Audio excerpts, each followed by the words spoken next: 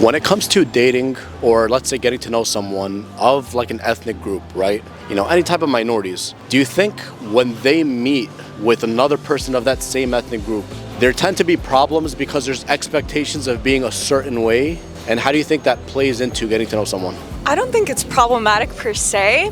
There is a certain level of expectations where you're held to a certain caliber, right? Like, for example, I'm Kurdish. If I am meeting another Kurdish man, there might be that kind of like preconceived notion that you need to be a little bit more careful with how you approach the dating scene versus like if you're meeting someone with a different ethnic background, they might not affiliate with your community, they might not have mutual friends, mutual family members that may know of you, so there's a little bit less pressure. But when you have that like joint community, there's that fear where you might fear like judgment from others, you might fear that people are discussing like your behaviors or like that you have this reputation to upkeep, but that shouldn't be the case. As long as you have good morals and values, you should be able to connect. Right.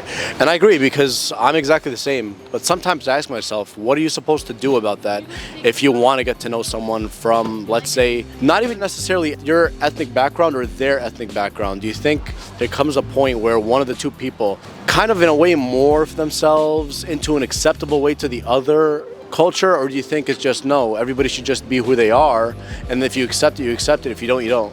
You know what I mean? Not necessarily. I think it's all about intention and like how genuine you are in your approach. Okay. So as long as you're being respectful of one person's like cultural customs while upholding your own like values, I think that's really all that matters. Like making sure that you are asking questions about their culture and that they are reciprocating. It's not one-sided, because it can be a beautiful thing to mend like two cultures, as long as like you are strong enough in your cultural values that you're not forgetting who you are as you are getting to know someone of a different culture.